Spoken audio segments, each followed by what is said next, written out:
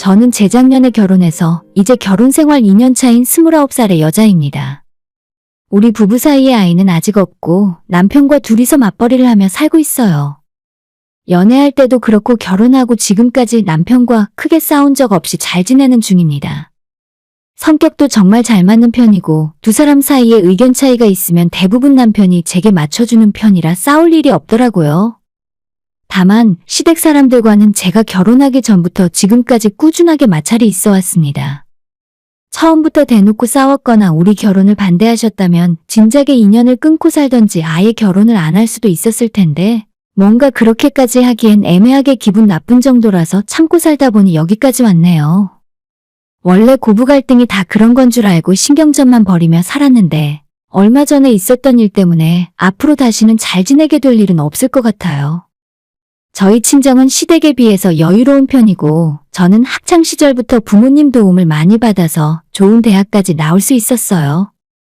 방학마다 미국이나 캐나다 등지로 어학연수를 몇 번이나 다녀왔고 아빠 친구분께서 운영하시는 회사에서 실무 경험과 인턴 경험도 대학 졸업 전에 쌓을 수 있었기 때문에 제 나이 24살 대학 졸업하자마자 이름만 들으면 알만한 괜찮은 회사에 취직을 할 수 있었습니다.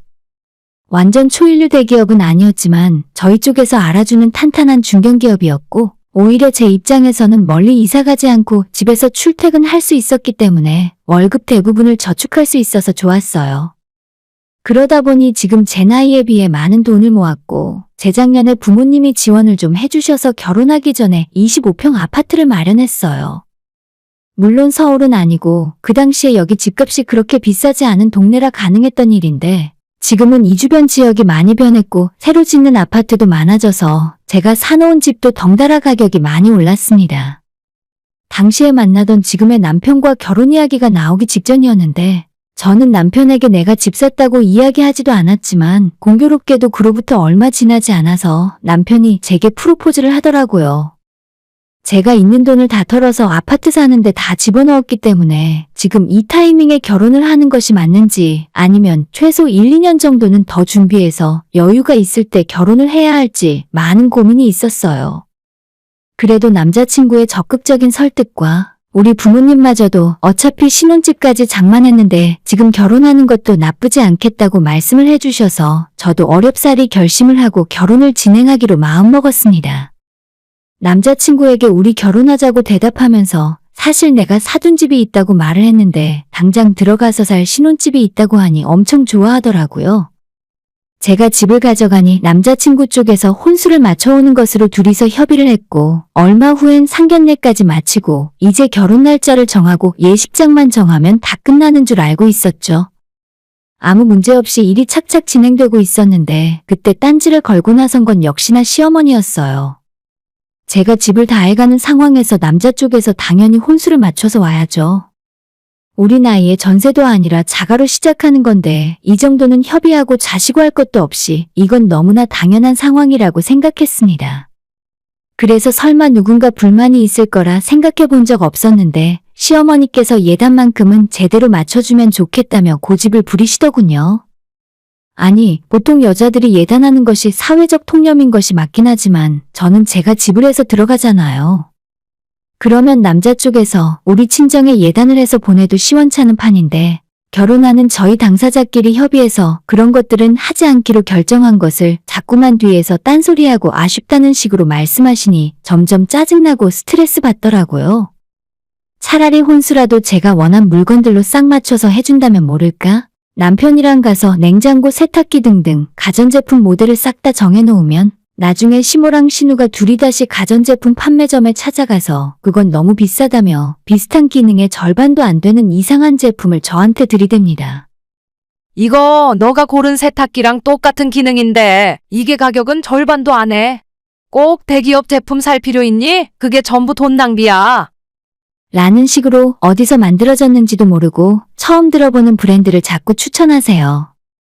아니, 돈 아끼는 것도 정도껏 적당히 해야지 누가 혼수를 그런 식으로 맞춰서 결혼해요. 아예 그럴 거면 가전제품은 중고나라에서 사고 가구는 당근마켓에서 사서 결혼하게요?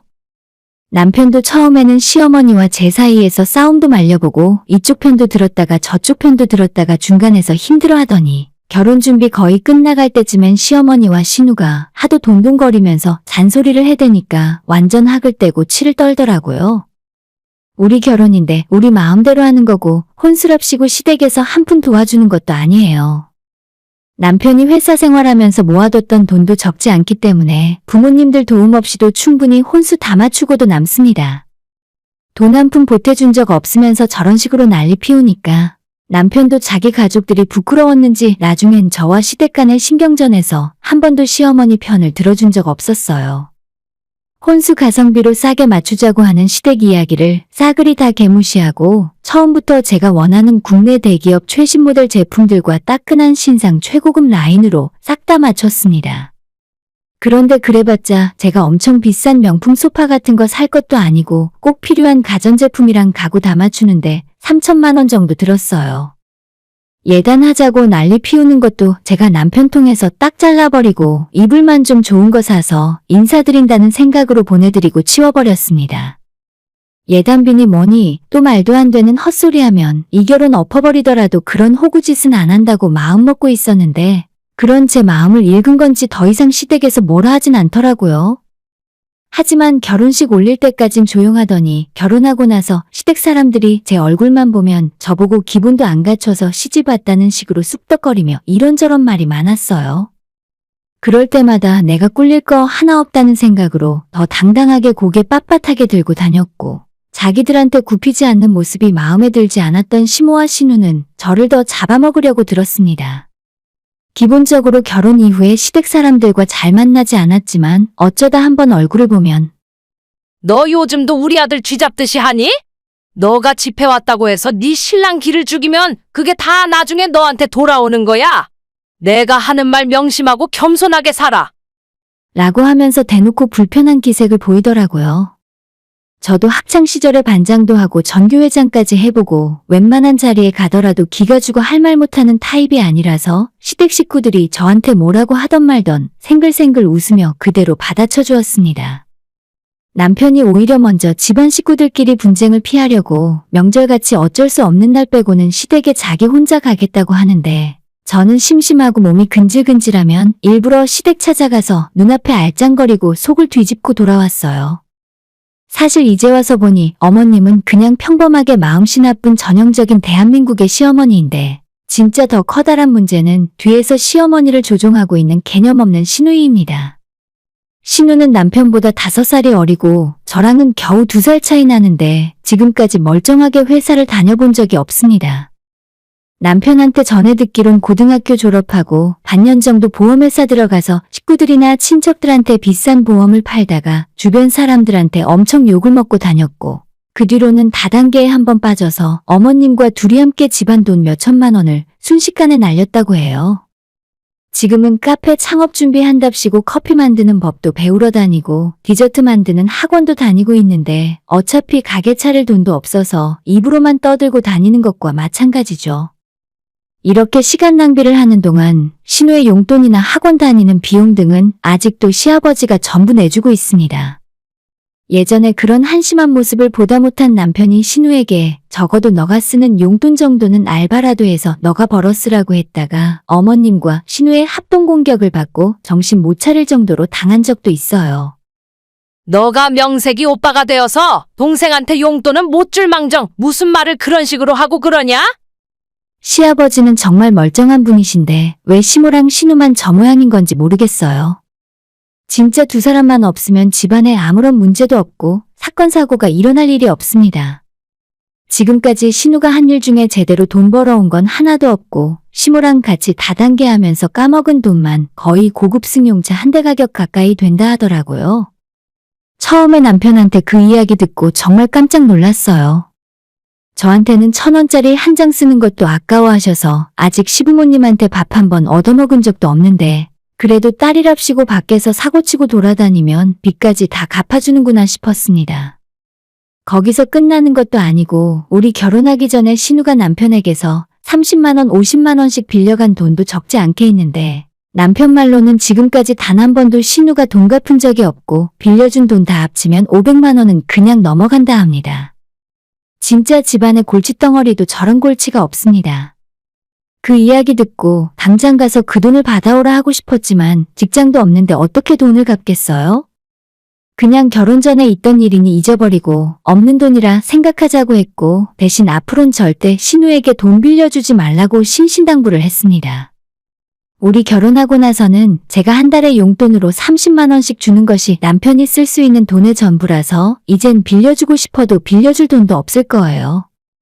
여기까지만 들어도 우리 신우가 보통 인물은 아니구나 감이 오지 않습니까?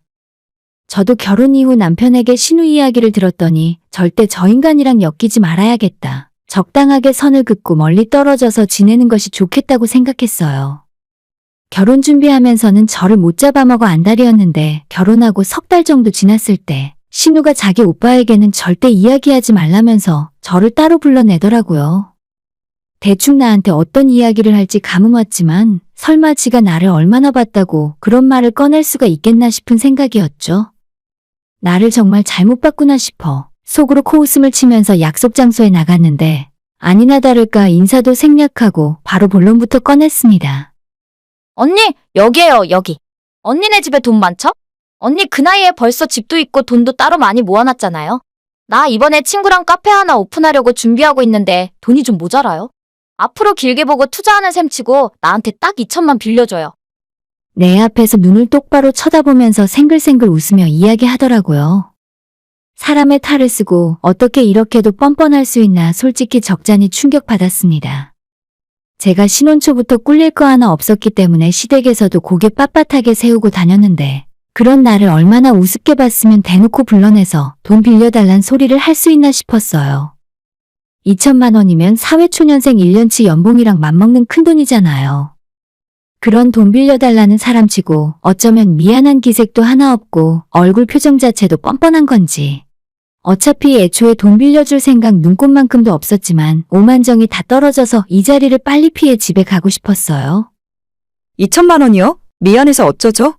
저희 결혼할 때 돈을 다 써서 저도 여윳돈 가진 게 하나도 없네요. 돈 다 써서 이제 막 결혼했는데 제가 무슨 돈이 있겠어요?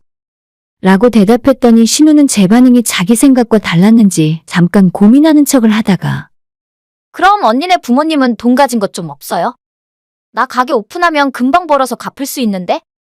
친구랑 3천씩 투자해서 가게 차릴 건데 진짜 금방 돈 갚을 수 있어요? 진짜 철이 없다고 해야 하나 개념 자체가 없다고 해야 하나.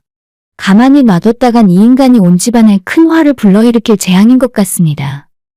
우리 부모님이 돈이 어디 있냐고, 만약 있더라도 아가씨를 대체 언제 봤다고 돈을 빌려주시겠냐, 이상한 생각하지 말고 다른 사람을 알아보라고 대답했습니다. 그리고 대충 바쁜 일이 있다는 핑계로 먼저 일어나서 집으로 도망쳐 들어왔어요. 이대로 있다가는 신우가 스스로 감당도 못할 대형 사고를 치겠구나 싶어서 남편에게 방금 신우 만나고 왔다고 사실대로 이야기하고 앞으로 절대 당신 신우나 시부모들이 돈 빌려달라고 하면 절대 주면 안 된다고, 만약 내 허락 없이 한 푼이라도 돈을 빌려줬다가는 바로 우리 결혼은 끝이라고 이야기했죠. 남편에게는 딱 제가 용돈 넣어주는 체크카드 하나만 지갑에 넣어주고 나머지 모든 돈 관리는 제가 하고 있는 상황이었습니다. 남편도 신우 이야기를 듣더니 화도 나고 부끄럽기도 해서 앞으로 무조건 우리 부부 돈 관리는 전부 제가 맡아서 하라고 말을 했습니다.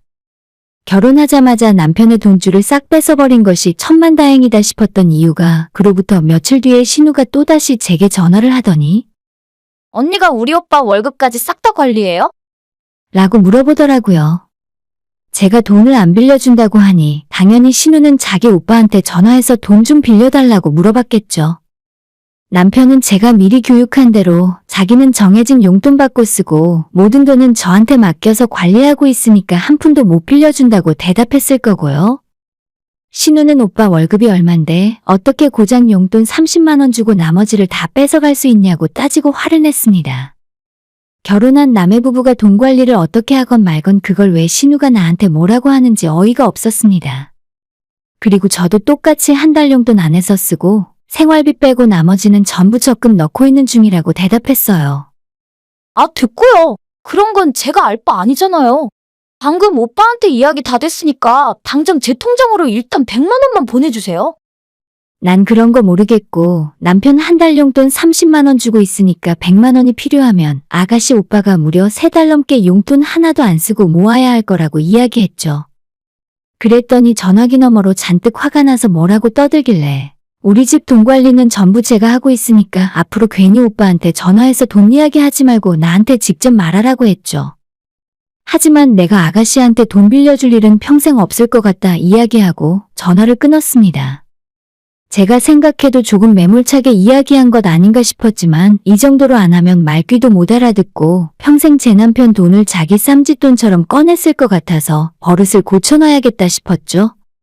신우랑 전화 끊고 그날 저녁 퇴근하고 있었는데 이번엔 신우가 아닌 시어머니가 제게 전화를 해왔습니다. 전화를 받자마자 잔뜩 화가 난 목소리로 집안의 돈 문제는 가장이 맡아서 해야지. 왜 그걸 전부 너가 맘대로 하고 있어? 라고 말씀을 하시길래 어머님이 당신 입으로 말씀하시는 가장이 바로 저라고 대답했어요. 어머님은 너가 왜 가장이냐고 가장이 뭔지 배우지도 않았냐고 하길래 남편보다 제가 돈도 더 많이 벌고요. 집도 제 집이고 가진 재산 자체가 제가 더 많아요. 이런 상황에서 가장은 당연히 남편이 아니라 저죠. 어머님 말씀대로라면 우리 집안 돈 문제는 가장인 제가 하고 있으니까 전혀 걱정 안 하셔도 될 것 같아요. 라고 대답했는데 그때부터 시어머니 뚜껑이 완전 열렸는지 건방지게 시어머니 말에 말대답한다고 싸가지가 없네. 너는 집에서 부모한테 뭘 배우고 왔냐면서 인신공격을 하셨습니다. 저랑 전화 끊기까지 거의 3분 가까이 쉬지 않고 제 욕을 하시는데 저는 아무 말 안 하고 듣기만 했어요. 어머님이 화내고 잔소리하면 제가 벌벌 떨고 죄송하다 싹싹 빌어야 직성이 풀리실 텐데 저도 성격이 더러워서 도저히 어머님 원하는 대로는 못하겠더라고요. 제가 뭐 잘못한 것이 있어야 어머님께 사과를 하죠. 퇴근하고 집에 돌아와서 남편에게 아까 어머님이 제게 했던 전화통화 녹음된 내용을 들려주면서 당신 엄마가 나한테 이런 말을 하셨는데 난 이런 욕까지 먹어가며 당신 월급을 관리하고 싶지 않으니 앞으로 월급은 각자 관리하고 양가 부모님도 직접 알아서 챙기자고 했어요. 당신이랑 나는 같은 집에서 부부로 살지만 경제적으로 완전 남남이니까 서로 정확하게 생활비 반씩 내면서 살자고 엄포를 놓았더니 남편은 제가 하는 말에 아무런 대답도 하지 않고 그 대신 제가 보는 앞에서 시어머니한테 바로 전화를 걸었습니다. 엄마랑 동생 덕분에 나 이혼 당하게 생겼어. 아들 결혼해서 열심히 사는 게 그렇게 못마땅해. 내가 뭘 어디까지 해줘야 하는데? 맨날 전화해서 돈이나 달라고 할 거라면 그냥 우리 서로 연락하지 말고 살자. 라고 말하고는 어머님의 대답도 듣지 않고 딱 끊어버리더라고요. 그러더니 남편이 제게 미안하다 사과하고 어머님이 했던 이야기는 없던 일로 하자고 해서 돈 관리는 다시 예전처럼 하기로 했죠. 남편은 바로 그날 이후로 시댁과 연락하지 않겠다 선언했고 제 핸드폰에서도 시어머니와 신우의 연락처를 차단해버렸습니다. 그렇게 사건이 있은 후 한 달 정도 지난 어느 주말이었는데 남편이랑 늦은 아침 겸 점심을 먹고 소파에 늘어지게 누워있던 중이었어요. 정말 그 일이 있기 전까지는 조용하고 평화로운 주말이었는데 누군가 우리 집 초인종을 누르며 현관문을 쿵쿵 두드렸습니다. 토요일인데 누가 집으로 찾아왔나 싶어 인터폰을 확인해봤더니 어머님과 신우가 무작정 저희 집에 찾아왔어요. 제가 현관문을 열자마자 두 여자가 다짜고짜 쳐들어와서 너 때문에 자기 아들이 변했다고 식구들끼리 싸우고 얼굴 붉히게 된 건 전부 제 탓이라 하더라고요. 제가 시어머니를 무시하고 신우와 시댁 알기를 개밥에 도토리만도 못하게 여기니까 착하던 아들도 엄마 말도 안 듣는 거라며 오늘 자기들이 버릇을 단단히 고쳐놓으러 왔다고 두 여자가 집에 들어와서 고래고래 소리를 질렀습니다. 저는 여차하면 경찰에 신고하려고 핸드폰을 손에 쥐고 있었고 솔직히 말해서 악을 바락바락 쓰는 그 모습을 보니까 좀 웃겼어요. 처음에 남편이 중간에서 어머님과 여동생을 말려보다가 도저히 안 되겠던지 화를 내고 두 사람과 소리 지르며 대판 크게 싸웠습니다. 버릇 없는 건 새언니한테 그렇게 함부로 이야기하는 너가 버릇이 없는 거야. 엄마도 진짜 그러지 마. 자꾸 얘 말 들어주니까 점점 더 심해지잖아. 너가 카페를 한다고? 너 기술이나 제대로 배웠어? 괜히 헛바람 들어서 말도 안 되는 소리 하지 말고 나가서 일이나 해. 너가 돈 벌어서 아빠한테 빌린 돈부터 먼저 갚아. 남편이 신우한테 화를 내자 어머님은 왜 여동생에게 그런 식으로 막말을 하냐고 하다가 결국 제게 한다는 소리가 애초에 너가 돈을 빌려줬으면 이런 일이 생기지 않았다고 전부 제가 문제라고 또 이야기를 하네요. 그 말에 저 대신 남편이 나서서 저번에 자기가 알아듣게 말씀드리지 않았냐고 엄마랑 동생 때문에 자기는 얼마 못 가 이혼당하고 이 집에서 쫓겨날 것 같다고 말했어요. 제발 우리 좀 가만 놔둬. 나한테 돈 맡겨놓은 것도 아니잖아. 그냥 우리끼리 조용히 살겠다는데 왜 맨날 이렇게 못 살게 구는 거야? 아들 진짜 이혼하고 정신 나가는 꼴 보고 싶어서 그래? 남편이 거의 울 것처럼 호소했지만 두 모녀의 귀에는 들리지 않았나 봐요. 신우는 저보고 집안에 늙은 여우가 들어와서 콩가루 집안이 됐다며 저만 나가면 다시 예전처럼 화목하게 살 수 있다고 하네요. 남편이 그 말을 듣고 자기 동생 뺨까지 때렸고 어머님과 신우를 힘으로 집에서 내쫓았어요. 그리고 다신 여기에 찾아오지 말라고 했습니다. 그 정도로도 도저히 분이 안 풀렸는지 집에 돌아가는 신우에게 남편이 또 전화해서 야, 내가 너한테 지금까지 빌려준 돈 전부 기록하고 있으니까 한 푼도 빠짐없이 다 갚아. 그 돈 다 갚기 전까지는 나한테 연락하지도 말고 집에 찾아오지도 마. 저는 처음부터 끝까지 세 사람 싸우는 거 구경만 하다 끝이 났고 남편이 앞에서 저 대신 싸워준 덕분에 화낼 일도 없고 앞으로 시댁 방문할 일도 돈 보내줄 일도 완전 사라졌어요. 시댁 식구들이랑 그렇게 싸운 게 작년 가을쯤이었는데 아직까지도 남편이랑 시댁 사람들이랑 화해 안 하고 서로 연락도 안 하고 지내는 중입니다. 지난 설날에도 시댁 대신 남편이랑 친정에 가서 보냈고 아마 앞으로도 한동안 시댁 사람들과는 얼굴 볼 일이 없을 것 같아요.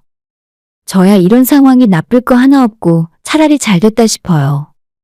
만약에 남편이 중간에서 처신을 똑바로 못하고 시모나 신우한테 쩔쩔매는 모습을 보였다면 아마 이 결혼 생활이 진작에 끝나지 않았을까요? 부모 자식 혈육 간의 연을 끊는 것이 쉬운 일은 절대 아니지만 제가 봤을 때 어머님과 신우이라면 조만간 집안을 완전히 거덜내고도 남습니다. 모로보나 남편은 자기 식구들이 아니라 제 옆에 딱 붙어 있는 것이 본인 인생으로 봐도 훨씬 나을 거예요. 오늘의 사연은 여기까지입니다. 구독과 좋아요, 알람 설정 부탁드려요. 다들 행복하시고 좋은 하루 되세요.